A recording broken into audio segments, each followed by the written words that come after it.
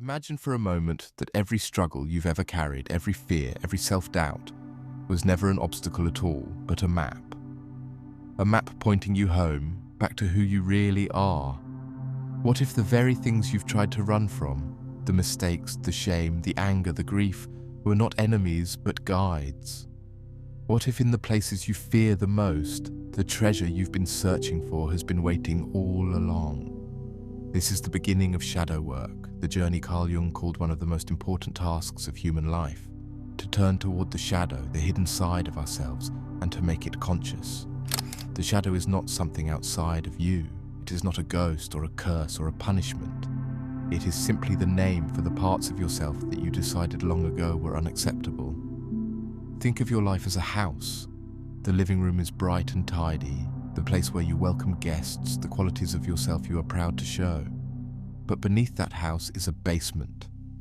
In that basement lie the boxes you shoved away: anger, sadness, fear, desire, ambition, dreams too big, voices too loud.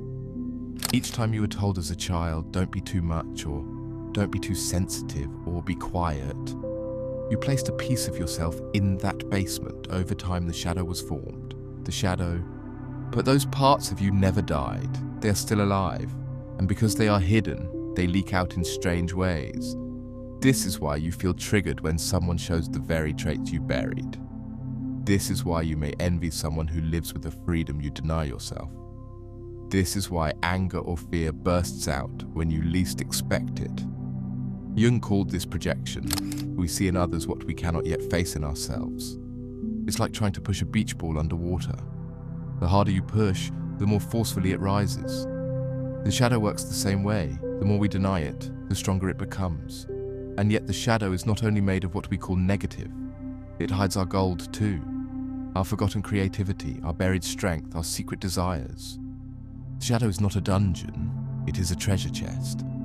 This is why mythology always speaks of dragons guarding gold. The dragon is our shadow, fierce and terrifying. But if we dare to face it, we discover the treasure hidden behind it. Every hero must face their shadow before they can rise. Hercules had to battle monsters. Luke Skywalker had to see the darkness in himself. Even in fairy tales, the cave, the forest, the underworld, all symbolize the shadow, and all contain treasure at the end. So the question becomes, how do we meet the shadow?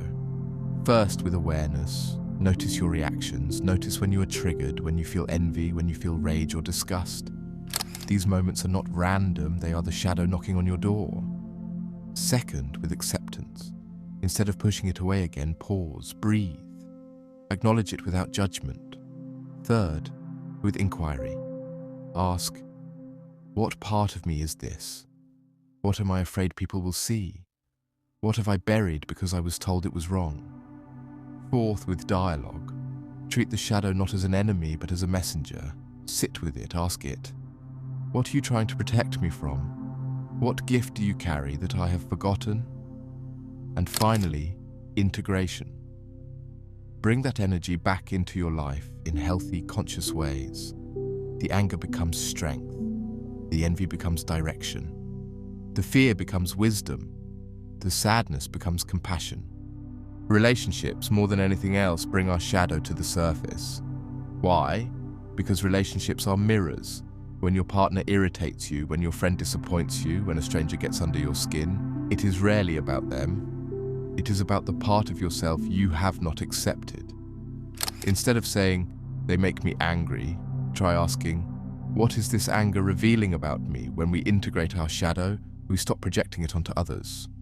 We stop blaming and start understanding. And in that understanding, compassion is born. We see not only our own wounds, but the wounds in others. We love more deeply because we no longer demand perfection from ourselves or from anyone else. And there is another gift of the shadow, creativity. The energy we push down does not disappear, it waits. Many of the world's greatest artists, leaders, and visionaries were people who learned to channel their shadow. Frida Kahlo transformed pain into paintings. Martin Luther King Jr. turned anger into a movement of love and justice. Every poem, every song, every story that moves us often comes from a place of shadow. Sorrow turned into beauty, longing turned into creation. The shadow is not just darkness, it is raw life force waiting to be expressed. When we reclaim it, our purpose ignites. Purpose, after all, is not something we find outside of us. It is something we uncover within us. It rises when we embrace the full spectrum of who we are. The light and the dark, the joy and the grief, the strength and the weakness. Your deepest wound often becomes your greatest medicine, not only for you, but for others. The place where you were broken is the place where empathy grows, where wisdom is born. Jung said, "The privilege of a lifetime is to become who you truly are." And who you truly are is not just your mask, not just your light, but also your shadow. Wholeness comes not from rejecting darkness, but from making it conscious. Vulnerability is the key. The moment you can say, yes, I am flawed, yes, I feel envy, yes, I have fear, yes, I am human, the shadow loses its power over you. You become free, free to live authentically, free to love deeply, free to create passionately. And this is not just personal. Shadow work has collective power. The wars, the conflicts, the divisions we see in the world are often projections of unclaimed shadow.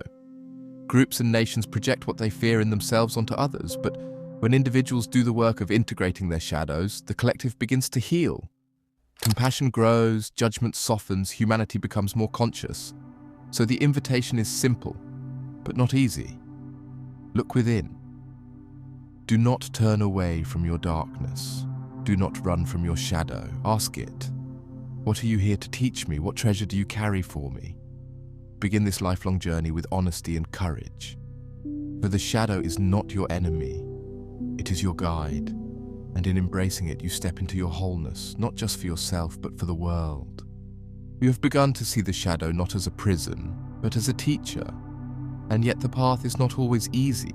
The shadow resists. It does not like to be seen. It prefers the safety of the basement, the comfort of darkness. That is why it often disguises itself. It shows up in patterns that repeat, in dreams that disturb, in conflicts that circle again and again. Have you noticed that the same kind of challenge follows you from one place to another? The same kind of partner, the same kind of boss, the same kind of pain. This is no accident. The shadow is trying to be noticed. It will repeat its lessons until you stop, turn around and ask, what are you trying to show me? Dreams are another doorway. The figures that chase you in the night, the faces that disturb you, the fears that rise when you sleep, these too are voices of the shadow. They speak in symbols, in metaphors, in images that seem strange but carry truth. A snake, a storm, a collapsing house. Each may be the language of your unconscious, pointing to what you have not faced.